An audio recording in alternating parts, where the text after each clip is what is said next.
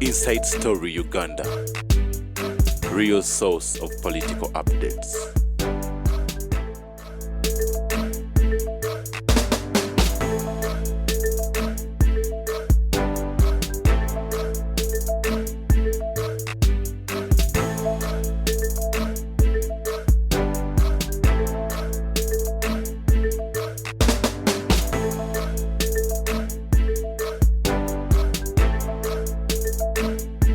Inside Story Uganda. Tamale. Nache nakomeza mukubo. Wabadde agato. Mchala zizinga yafiirwa abaana mwenda mu nseko. Batooka ekiseera nga tebakyamubumbikira. Be bakyala ab'amaanyi. Ajate mukwaya kapitaani Mukinjuba, Narweso, nezizinga. Very powerful women at the time. Nezizinga abagenda eweerungujja. Nasanga nga bagoba omuppi. Batambulanga ne pick up sibiri ez'amagye. Abaserikale be ne bakuba omubbi ne bamutta. He was immediately arrested. Who was arrested? Zizinga. Arraigned before court and sentenced to Luzira. Museveni is not intervene. Era yagula kayondo maybe ndoza yamuwa sente. Because Kalumax tells you, if you want to instill discipline mu bantu, be tough on your own people. Ababo benyini. Yes. Kituufu. Gundi Muhula. Yawuzanga nti Museveni yampalana. Museveni ya antia. But Museveni was saved Mukula. Instead of having an appeal, because when you appeal against a judgment, the judge error. Mukula operative review. A review giving new evidence. Museveni gave him the money for the review. Nagula mpanga. Mulindo abiri mu maaso had problems at the secretariat. Never musiba mukomera. Museveni pardoned him not to serve a sentence. Yamugeka. A president can help you not to serve a sentence, but you must prove also as akuleka. The only person I've seen who was ever helped by Museveni, bali bamuyita Bisangwa.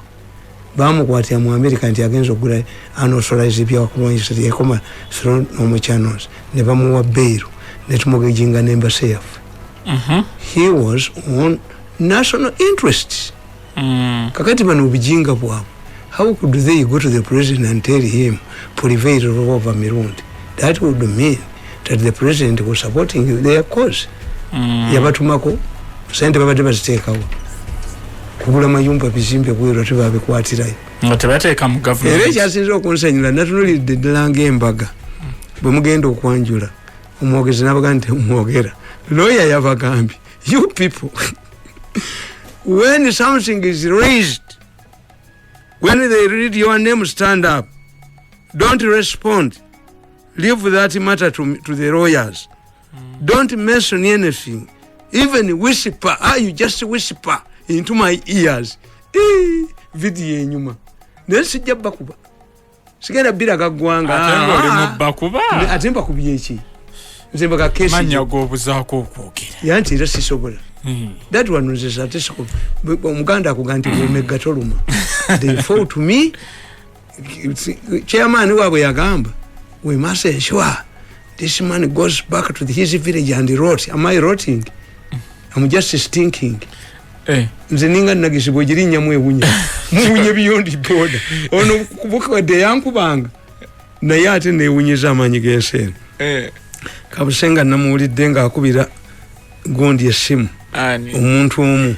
Nkwegayiride munnange.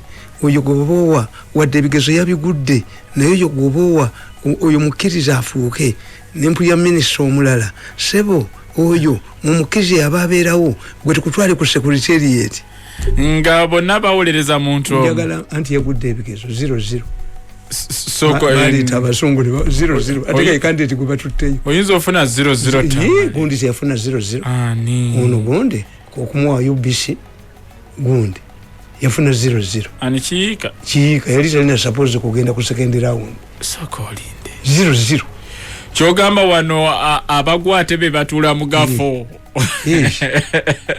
wano tewali muntu asobola kusuula government no ate baliko gwe sibulira mugenda ompabire nti yegwe nti menya amateeka nenyingira mu communique gwe waba nti yegwe waba gwe mpabira mukuba obutambi gwe waba nti yegwe kati hona lebo tomuwulidde alina oyo omusajja abadamu amugambye ati leave naye nga yamwanukula ati I love Uganda kakati eri eddoboozi mulitwale ku gogo munalaba gogo tebabuulidde nannyini lyo litwaleyo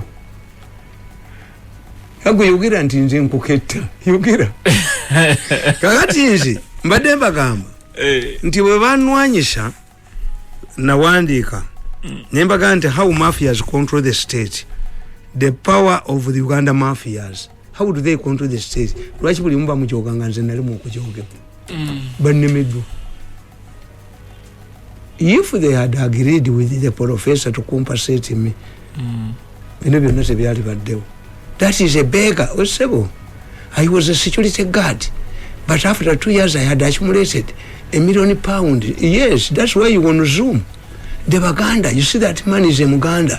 Abaganda bayine fitina ku bantu avuma nze n'oli omulala twajja tuwunya olugumu twayine nga tozaalumwa lwaki tasobola ku transforminga popularity ye mu kinajifuna mu sente mwatwala 5 billion naye tebatuusiza we zibatuusiza nalina wano naliso nankubira esimu bampita wakuzanya bakubira ne bakuyita mu state house batwalire sente nga tuva mu program one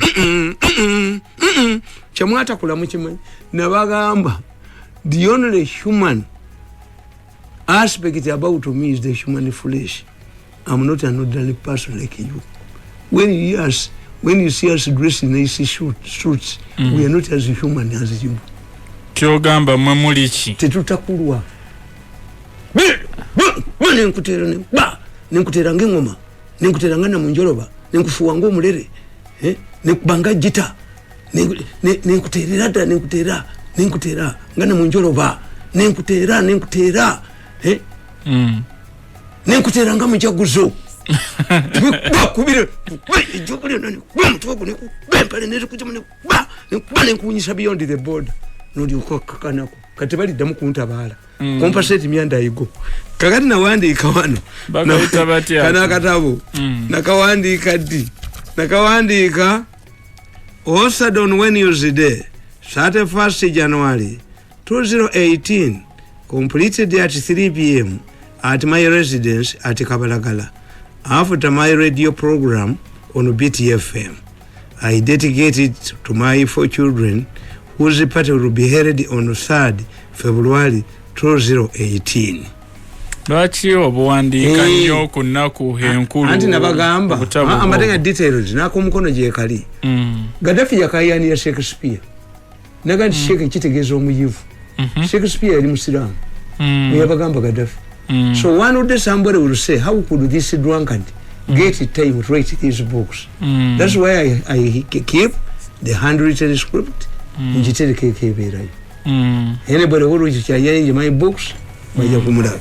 Kakati nkugamba during fearing reprisal from the public kinonoganoga guni agavuma abantu ebyambala tesa byebakuuma they should learn this. How the mafia baluwa agogaguni semugalaba agavuma abantu waliwo ekiyina emimwe emimyufu jo kyali kivuma Museveni kiri mwindefu muyinza ogamba bwolaba emimwe oyinza ogamba nti oba omwana adduka n'ekidduka n'ekyomusajja akifamu mukama atame tweyongereyo olaba mabega wanko kivuma kiri mu uniform genda Iraka Amerika bali agenda kulumba Iraka ababasi pate bayambala uniform ne bakalakala n'emundu mugundi mu Baghdad badduka emishindo mujja kubira bawanonga bidduka bijja kubira bawanonga bidduka babiwachi kakati nkugamba nti ekimu kugundi ze bakozesa Bamafya to control the state. Akatabo tokambulidde linnya lyako the power of Uganda mafias. How the mafias control the state. Nkulagono vice Kadaga kalikoko mono owemmengo kale vinti sizimu kamuli tananyuga naye dirwe edira kulativu bweti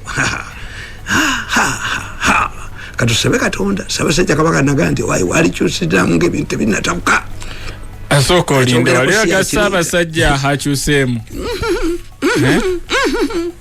nkugamba during the period of fattening Mafias encourage their future victims to commit atrocities with impunity. These atrocities would later be brought against them in the future. Much like the Stockholm woman, the victims must succumb to humiliation. It was some psychology. You know, the Stockholm syndrome. Stockholm syndrome, omusajja yakwata omuwala n'amuteeka mu dungeon amurepinga buli kaseera akati omusajja yali azze kukola plamba n'awulira omuntu akaaba n'alaatinga poliisi poliisi neeteega omusajja n'akomawo n'amurepinga nga bulijjo. When the police stormed the dungeon, omukazi naye yakuba poliisi. Omukazi yakuba poliisi ate nga abazze mu lisiyinga lwaki yalitaaga kutaasibwa. Professor ba psychology Sweden ne bayiye ekibayita the Stockholm syndrome. Having suffered under somebody bw'aba takuse you believe nti mulungi nnyo. Kitegeezeeyo yembeera gy'oyinaho okubeeramu. Sakwa bamala omugoba ne bamusiba ate bamukomewo ne bamuwa n'agenda mu yiso gwe wasiba singa basibe bali nkukuba ennyondo omutwe leeta ewanga appointment leeta tindimi agiresemu batafuluma. Yes kakati mu Stockholm syndrome yebabonyabonya the Stockholm syndrome amunange etebali sibi wange nitumala gonna biba biwette kunsimu kabuli ne mugo. Omanyi nti I have people I have not seen for the last 7 years physically sibalabangako. Lwaki nga we can only wabanyigira meet in a mass grave, we can only meet in a prison cell, we can only meet at a roadblock, we can only meet on a flight which I cannot forego. Situlidde mukulabagana. Me nibo bagagweddo wano bwe baga nti ndadde cancer obulago ne banga ndigendo ne sente wanaliso nazikimayi recently the president directed me wrote to me genda bakube milioni 5 wanaliso nagendayo liso ezisa muntu mulala.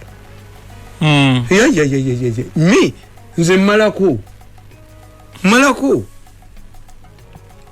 nkugamba ti much like the Stockholm woman, the victims must succumb to humiliation. I was wrongly pushed into this category, having delivered, committed and dedicated service for 14 years defending Yoweri Museveni. The mafia wrongly believed that I had become unpopular and therefore humiliating me would be warmly welcomed by the population, especially Mengo loyalists. To their shock, they cracked a joke and laughed alone. When they switched off my programs from airwaves, both the media owners and the listeners forced me back on air. The mafia was humiliated to the bone marrow. Shamelessly, they hatched a new plan, which was to convince me to work with them. This also looked stupid and it fell flat. They thought I was a pauper who could not survive without a government job. When the president appointed me as a senior president's advisor, Tumwebaze declared that I should be thrown into a category of those who were not paid salaries. It took the intervention of General Muhoozi Kainerugaba for 6 months to get me a salary. I almost smashed Tumwebaze's head when he wanted to meet me after the television show on NBS. He was lucky that I was locked in the toilet. Kalisa yalwana okunzigalya yakola program ngeyange yeddako mpite ku mirundi twogere nenkijuyo ekije wajjayo enyondo yali awedde. Kalisa yalwana ne ba staff okunzigalya mu toilet. Tumwebaze nadduka ndali mu mazi nkwebaze eki nemulifute wandula omulamu nyamu a different type. Nali maze okubasadinga nti bwebati bwebajoga abantu 5 billion muzitutte munkubye munyononyi. Another stupid suggestion was that I should work at New Vision. What type of arrogance is this? Kabushenga and Kurubya declared me a madman. Later, she wanted to employ a madman. Actually, Kabushenga was rotating around his grave. Ninchokolanka nkatire enyondo bali juliridde bugolobi. Anyondo tufunye omulimu mu New Vision waliwo ekifo milioni 5 buli mwezi. The issue is not money, integrity. Nalinje kutta Kurubya nalinje kutta Kabushenga mu benyo ndo mwaso omutwe I didn't go there. 50 million. You humiliate me. You call them marriages. After battling your wife, you go to bed. To bed and have sex. Tomorrow kunjo gonna to dingana. Chitichiti yo. Nkugamba. Other people came up with a brilliant in inverted comma idea, suggesting that I should be employed at the media center. This was sheer arrogance. In all cases above, I had to work under Fulanka Tumwebas. How can you become a paratron commander? That a man who has been a spokesperson for the president for 14 years. Then I go to the media center. The Muganda who moves backward is a Musezi. Baganda don't move backwards. Katingans, Ngongamba, Tindia advisor, ndi wansi wamba yo. Wande kange baruwa ntituize memo zangezo nanzo kola direct wa president. Ngampandika. To His Excellency, the President of Uganda, through the Minister of Presidents Nswere Mpunu, I go home and sleep. Nakula mangu, I'm a general, I cannot be a paratoni commander. Nkube biraka mumpale. Tocha asobola lower rank. Chetichiri yo. Nkugamba.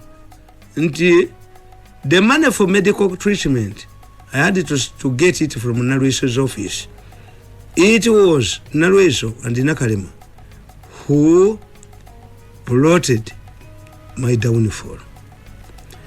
The offer of a job at media center was purportedly to save me from acute poverty. Their real intention was to bring me under total control. They were aware that I had compiled a stinker about their corruption scandals and the human organ business. Following the experience I went through, I made the following resolutions. Nagende wange enkola resolution. Simenyanga koneji. 1. In the same way the villagers in Kalagala reviewed the Kajwa's conduct after the death of his third wife, I have developed a different view about Amama Mbabazi, General Mugisha Muntu, and the doctor's message. They must have had reasons for their decisions. Becha abakola obubi. Bali tebamanyi kakundi kano kakola. Kakubanga Noroza nti Museveni yakubye. In my case it was different because Museveni convened a meeting. Naliwo nenda batepu ya. Obera bida. Kakati ate bano balabika Bambabazi bani babogerangako n'atabayita. Bone bagenda nga banyigiddani Museveni. Era nze kakati my attitude towards Bambabazi, my attitude towards all of these people who fall down. Kakati kyenkubulya kyena kugamba tekukyali kyewaffe kaliko kwajwa yawasa abakazi basatu nga bafa mysteriously. Olwokusatu bamugoba ku kyalo. Nembaga nti kakati tebasobola kulwana na Kadaga. How can everybody was delivered committed service to you become bad? Mbabazi mubi, Kateeka ya mubi, Kayihura mubi, Mirundi mutamivu. Tubacha wangula lutalo ku muntu yenna. Nkugamba nti number 2, I cannot accept a government job that confines me under a formal structure. When the president directs me, do this and this, I do. But I cannot be under minister or anybody. No. And I've maintained this resolution. Resolution number 3. I'm like a woman who has been forced out of her marriage. She only goes back to attend the social functions such as funerals and weddings. I support the government only on important issues. If you have an election, I can come. Yes. But I don't attend the national functions. Has anybody ever seen him? I've gone to State House in Tebe once. I met the president with Felix Wagiri. Yes, I'm a wrestler. I'm a boxer. Baliba soleta ulo. Obulenzi buno busoleta ulo. Kajja kuogera titepu na yiyanjiye. Kajja kuogera ejogo lijja kubugwamu. Nona apologizing okujanga ko programu zange. Ejogo lito nanja dimu malamu. Nenkugamba. I only support Yoweri Museveni because he supported the efforts to save my political career. I'm always consoled by his last statement after the meeting, after listening to the Walutwetwe fabricated tapes. In almost the same way, the biblical Pontius Pilate acted when he found Jesus innocent. Museveni told me, do you know Obukolo Obumanyi? Nimugamba nti muzeeyi obukolwa mbumanyi. Ife Abaganda tubuyita butululumi. Nangamba namanyi nti obukolwa nga bwetoolodde omusota omunene bugulya. Nimugamba bugulya naye busesema nakakati obukolwa obukulidde. These people Nalweyiso Nakalema Ntoye Pussy tebategeera nti Museveni has referred them to obukolwa and they had found him innocent. Kubana mubuuza teteepu eyo egiwuliza essaawa 2 nemugaye, was I preaching in church? Do I have a radio TV program that lasts for 2 hours? Nga temuli muna presenter intervening. Nange nemuga muzeeyi babikola bwe bati. Museveni is a fool. Museveni is a fool. Vote in Babas. Ngamba sonyi wamu. Mwe mbasonyi. If Museveni was Idi Amin. Era ekintu ekyo mukirowoozeeko nga mulondo omukulembeze. You must kubaba ne bakozesa malisi. Nabo bennyini beemalisinga. Bwabadde bugenze omusajja bubbeeyo ssente ate zigenda mu pool. Chairman ate nga bba. Bagenze omukyayina misali babbe. Bagenda omaani kubba. Nabo beemalisinga. Nabagenda nti oyo kasooli gumulaba oyo abaleetedde ebizibu. Is a feud between two people. Oli bamutira business naye natte eyakasooli. Wano baddira kagundi baddira obuwunga bw'oponyera ebijanjaalo nga Museveni amaze okubironjinga ne babiteekamu ettaka. Babba Wine be babiteekamu ettaka. Babba Wine be babiteekamu ettaka. Oba ba mu nyumba. So malisi yefu Museveni nga yali era kati ne Idi Amin mu reviewinga. Omureviewinga Idi Amin. Ayinza okubanga naye waliwo ebyakolebwa. Nga bamwetoolodde bwe bati. I'm telling you, when we are selecting a leader, first of all, we should define who should be a PPS, who should be what. Kubanga abantu abatasoma okulina n'omukulembeze era fe Abaganda tukiina. Abaganda tugamba nti kabaka tatta basaakiriza. Yes. A person to work for the president must be a diplomat. A retired diplomat. Yes. Niba yatunda nga simanyi mu kantini z'amagye n'atundamu nga yatunda mu kantini z'amagye kuba amanyi okubala ssente naye n'atula wali omukulembeze talina fitina yokka kulwana bulwanyi. Highly educated people tebakkiriza mu ebyo. Ekyokubiri mbagamba bulijjo nti abawesitaana tebamanyi ddogo. Abawesitaana tebamanyi ddogo. Tuyinza kutta mwana n'omusala ku mutwe n'oga nti kadaaga omwana omuganda akikola. Omwana taluluma. Ndigana okwata omwana n'omutta n'okola ki? Notwala omutwe ku parliament. Story eyo yasirikira Tamale. Tamale yabulira we. Ku Saturday saliwo wano. Nalingeze kyankwanza kuziika. Yo mukodema baba muzeeyi gundi misaji. Ali misaji yawasa omukyala wankima. Abadde anjakala nnyo mu muko. Naye nabagamba nti okujja kugana akawuganagana. Abanyankole tujja pakwata akatonga tubajjeko emmotoka zaabwe. The people who are closer to Baganda Abanyankole. We don't have a single proverb against Banyankole, and I doubt whether they have a proverb against Baganda. Tizwira kakuna bunda ndamuchayi. Musoga will tell you.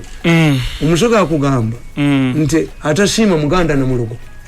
Atasima Muganda na Mulugo. Baganda ba readers bagenda ngokuba yebintu. Ati ngo omusoga mutire enkoko naroza ntamutwala. Olumalo gira namutikka. Namutwala. Naga nti ono tasima. Abasoga. Omuziba akugamba. Nti Abaganda munalala kayite ya njumba. Nti njumba yali kabaka w'ekiziba n'akwatirwa Abaganda ekisa. Abasuze tibalina yibagenda kusula bamutekera obwa kabaka ne babutwala. Omuganda ganti obuzanga bakanyolo kano obuzanga munyolo. We are like the Banyola and the Baganda, like the French and the British. They fought to Baina hakakuku kawe. But okujako ganaga yaye ganaga ganago. Kubanga gote gasubira luna kuna lumu. Wote omuntu ali tribal. Abata ina contact n'abalala. A general cannot afford to be tribal. You always surround himself with the brave people. Tosobola ononya bagezi. Goyinza okugenda wa dokita noga nti munonyeza omuganda oba ononya amanyirulwadde watoteyo. Kati nkugamba nti president yabagamba nti obukolwa bukumete. Museveni told me obukolwa bukulidde metaphorically, saying that however ruthlessness and huge a snake might be, it cannot survive an attack from mere cats once they connive against it using numbers. Okitegedde kakati egundi nenkugamba number 10 I will never enter that office, on president's office, even peeping inside it or coming near it. Number mukaga. I will never return to State House. Sidi Dayo. I went there once. I went to Okero House once to pick my chair. I will never attend a meeting with my distractors, where my distractors I expected to attend. I will never attend any national function. Bote byebyo byewasalawo myaka munana up to today. Era obi maintenance. They have to pay me to compensate me. Good. Now situation is about to see bagitegedde. Is it in nature? You punishing? Is it what? Because a person who has stolen money everywhere in government in Muzibba, Mwali bavu nyo you have accumulated wealth. How can you involve yourself in a case that will land you to the ICC? Ati kitu yambi abamu kubabadde balwanira obusika they are indicted tebali damu kubulwanira otya obadde olwanira kusikira sheke ne bakukwatire wandege ya mumbizi ng'onyomwe ng'olya n'embizi oddamu okwepaka ku busika bwa sheke ndala nga mmaliza nga tumaliriza nawandika akatabo kano kakagamba nti what divides the state and the religion. Katumalize n'ekyalo kibisopolwanga. Tumaliriza. Yes. Nawandika akatabo kano ne mbagamba ti bannaddiini ebyabwe babikola mu makubo gaabwe naye wekituuka mu gavumenti ne baagala bikolebwa obulala. They don't understand how things are done mu gavumenti. Ne mbagamba nti ye problem evaako conflict. Nabagamba nti weni bannaddiini basaana kuyingira when should religious leaders take on government. Bannaddiini bajingirira mu government nkugamba nti the church should come in where all religious organizations should come on when the government undermines its interest not to support the opposition. For example, if the government is biased against another faith, muyingiremu. Government bwewera eddiini nekola ebibanafuya eyo mugirwanyise bakitegeeza muli ku survive bwebawangula eddiini ebekoze eki. Nenkugamba in such a case the church all religious organizations are free to fight back.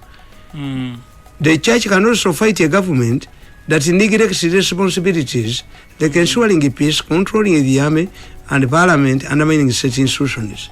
Mujje mukulisayizinge tovuma Museveni lw'abaana battibwa. Which department of the state that is responsible? Temuyinza kubeera na side director temumwogerako akulu. Tell director was saying there's when all of these cases are happening in a country and nobody talks about her. Because if the president should take everything, why did we divide the labor? The formation of a state, abantu batula ne bagamba nti bwe tuba tulima tugulemu tufuneyo gurupu ekuuma ebisolo bireme kulya mmere yaffe. That's the police. Tufune muffe abanatulamula. That's the justice. Tufune muffe abanatu defending nga fene bwe tukwa ku lutalo tugenda in mass olwa basigala nga balima. The standing army. A state, that's the formation of the state. Nezo is a government buli kimu kyonna nolaba media wontiwali media mu Uganda erirudda twaliwo media erirudda wana balabye byombo nga balonkinga ekitabo. This is a mercenary media. This must be destroyed totally. A mercenary media is a mercenary media. Luwanga ekyamuse bwe kwese bwe buti obwaredi paper nemudi omusajja omukulu omulwadde nemukuba kwembu yensini waiting nini wabulawo ke basimbi omutoyimbo omutwe rubaga nokuba omusajja bujingo kanisa eno jizamu kulubya nogenda nolaga omusajja wa St. Lawrence nga bamuwanisa amagulu aduka accident noga nti abadde afunyisa abaana embuto nga babatwalayo ne bamweripako nekasonzi ne wabulawo abukedde gwe bakubidde ku mukolo. That's a mercenary media. It's not a media. Me have no sympathy with such a people. Kati yes Priya now omogera kocho. And in Kugamba, where bad government threatens the survival of the churches, what is just interest? Kakati au bannaddiini bafaayo. Nabagamba nti bano bannaddiini ekibaliko nti ebyabwe bwe bibeerawo bamuwoze bamukubira mu kyaki ebusoga. Did the government intervene? It allowed the College of Bishops to solve the matter in Busoga. Bishop Herimana bamukuba ekabale ku Christmas abakatoliki baite bakikolangako. It was left to the Pope to send there a white bishop. Didn't we have enough bishops that could be succeed religious omuzungu kale bakuba musoga munabo Cyprian bamuoze omuzungu tebamukuba abasoga. Government left the matter until the Pope decided okuleta omusoga omuzungu namujjawo. Nekugamba nti mutunulire wano nti bajja wano bajja kainali nsubuga bwe yalwala baleta bankiziyalize babiri. Baleta mukwaya ne baleta ne kakoza ina founder wagonde yava mu bakristaayo okakoza naye bwe baatoola kainali naweereza papa message tinkulokinze 75 under canon law I must leave. The Pope extended him for 2 years. Didn't we have enough bishops? Who questioned the Pope's powers? The Catholic Church now. Yes. Now a kids anti-delegates conference here and Ebyewunyisa. Delegates conference.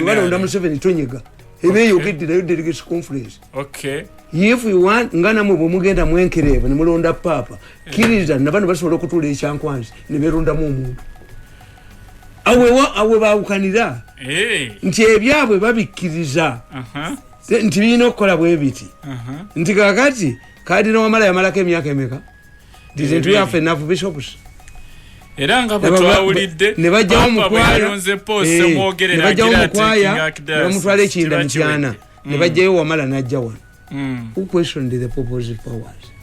Ate wali Rome bwekoba ebeeko. Because now we kids and the parliament we salawo. Ina power. Okay. Gundi Sebuhinji bamutuza ku mpiso. Bishop bamutuza ku mpiso abakristaayo. What happened? Did the government arrest those ones? It would have moved in if you're going. Mukubi entagalini mumalawo. Has the government moved in? Babirakedechi. Church. Namu muleke bya state Yesu yaganti bya kaisari. Kakati today. Chogezaako gamba oyagala kwawula eddini ne politics. Ekibaletera obuzibu. Buli kimu kibeere kazinga kaakyo. Luluzi. Kyoga obuzibu bugwawo singa ogatta byombi. Bino ewaabwe baagala bikole. Nti kakati the Catholic Church in Uganda teyina mukulembeze permanent. Rotation. The head of the Catholic Church in Uganda is the chairman of the Episcopal Conference. Ziwa. Kat Anthony Ziwa. Neyate Ziwa abadde akulira Luwanga ate amufuga nga Ssaabasumba. Sokoli. Twina archdiocese ezinya. Did the Pope consult Museveni to divide Uganda into 4 archdioceses? Oh, did Museveni complain to the Pope? Why are you dividing my country? What divide and rule? No, kiriza. No, mulekere ebibye. Ngana we bakulekera ki? Ebibyo. Ndikakati abantu banji bayinza okuba kankubo. Kati bannaddiini tebayogereko Tamale. Bayogera ku principle nti batta abantu ate babyogerako. Babyogerako. Walabe musamo ninga bayogedde nti batta abantu. Erwanga bannage yakyogerako. Ayogera bagundi ba riot. Where do you have a peaceful riot? That's a peaceful demonstration. A riot cannot become peaceful. The police is brutal. Who traces you? Ngairubaga, waliwo police gundi. Wekalika police post. Kyogamba bannaddiini abamu batunula ku mabbali. Yes. Bigenda mu maaso. Police ebeera atya brutal. Nga mubabuuza. Onyango, kakasa abantu. Police enkuuka. Police gulugulu. When does the police become brutal? A brutal police nekuma galazi. Yaba ogedde ku kiwamba abantu kineeno. Kya government. Bogera ku police kuba tiyagas kati waliwo tiyagas. Tiyagas na waliwo tiyagas. Kasinje yage baga kendezo kuba tiyagas. Kubanga police kuba tiyagas nga bano bazzi. Buntambula ne jambi abadde bangenda kutambula na mpina nga bakubye omwana wange nkubajjulamu. Wait, did you expect me to smile on you? To kill up on a person who but as my son? Are you a human being or not? Kakati, it takes two to tango. We don't have a tear gas in the city because Bobi Wine is not violent. Nabaganti Bobi Wine tagenda kola violence. Family ya Bobi Wine gaggawa denyo. They are the richest people. Era bano kyebatamanyi. Omuntu omugagga takola havoc. Omukazi gwe basibiriza ebintu tasobola kuba kabada ku ttaka muri sowani ya sengaawo. Omukazi gwe batasibira bintu is malicious. Era ekiyambye eggwanga lino nti buli area kati developinze. Tewali kitundu kyetegese ku busakulifayinga nga Luweero. Okijjawa. Kitundu ki? Kakati Tamale. Katonoko. Semogere gwe baleseewo. Ani akayanye.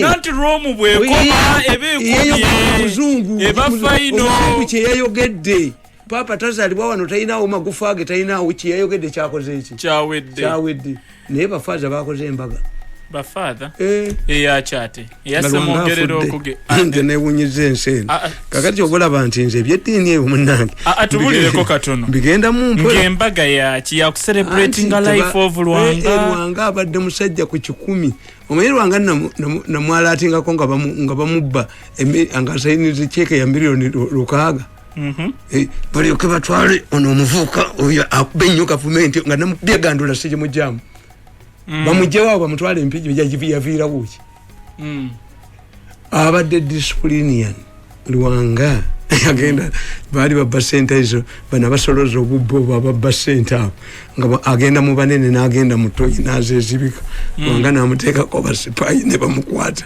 naye kyemu yalagira ab'Central Bank be basoloza sente mu church ne baswaka bali mu branch yaabwe ababbi n'abamalawo Lwanga leka kugamba mbugoli faza oyina ba benefit abali ebweru sente ziteeka ku meza wano obozi jamu ba community obamba ba homosexuals later sente jiwazije otuli project jogenda okola bafaza bafuganga nini ne bafuwala embuto ne zikeri mwakimayoki obamwe temwagenda kolera Katonda muveeyo kyache etambula na sente kumanyi namukwana gwange nabozizza ndi ababala babasekali ba papa ekyo kyambalo kye bambala mu sente zekigula abambalo ba papa abo walabye bali ku gondi ku coffee batekako n'ekikofira kiriko ebijjo naye omanyi sente zekigula bakiwa omwavu semogereti yali kifunye teyalifunye buserikali bwa papa ate gwokyegulira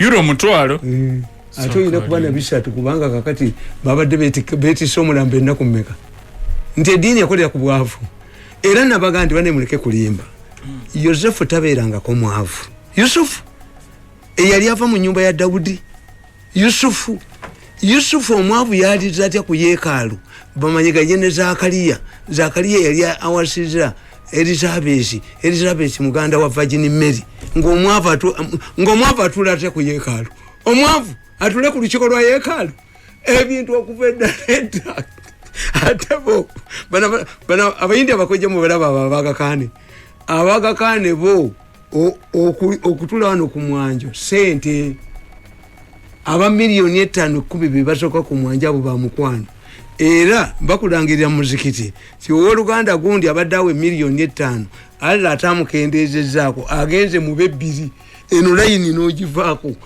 sente churches must make money tuyina abasajja kati nga mwogerezi abo bali holistic nti ye gundi sina mugundi yokka ndoza neruwalira naye taluwoleza mu sente ne gundi wamala taluwoleza mu sente ne suwono taluwoleza mu sente ne eroizo kusanga ngo oyo gundi simwogerezi bamujja ku cross the king wano ne omutwale igindi ekasana Luweero era gundi je yava abali holistic tebakyasobola kulaninga ddiini akapo waliwo omusajja yansesa faza yali azza okusoma ku mufu ng'ab'e Kampala bazze n'atunulira obw'emitwalo 5 bwati kozi nga nono naye ono azikuŋŋanya naye azitunulira faza agenda okukebera mu kabbo bakasaanikidde akabbo nga 5 tekirimu nayise ono namujimbirawo ettaayi nalabye omu obw'5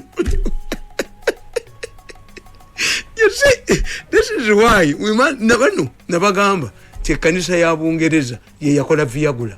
Viagra was an investment mu kanisa ya Bungereza. Viagra senta mubamu mukuli kanisa ya Bungereza. Why? They wanted the no executive batasomanga ko theology to generate money from for the church, but nuli dabante bakyasoma tebayina sente. Amalwali gayina okukola ku commercial basis, amasomero gabwe gayina okukola ku commercial basis. Kakati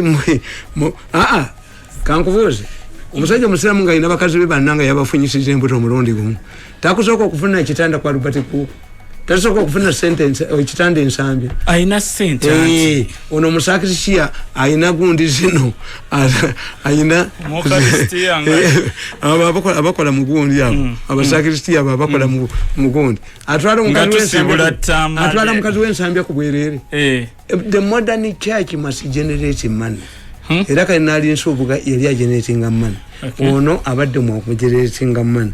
The holistic, where you have a holistic man like Ziwa, like a Cardinal Wamala, like Balwalirabo, those like holistic babulizi bo bajja kuva myoja abantu tebali mu lwa business oyino kufuna yo anamu of government church yakola sente nabagande ekereziya ina banka yayi bagita banka Baripas naye yayina omusajja kalina ali machunkusi nga mufere muzibu nga mukuba machunkusi yali mubinga mu America naye machunkusi bwe bamala mutegeera nti abira kereziya polisi yaitalenge yagala mukwata Papa John po yamwerekera ku kisawe nali nyenyenye baleme mukwata katusibule ne kanso kenzi jewo kano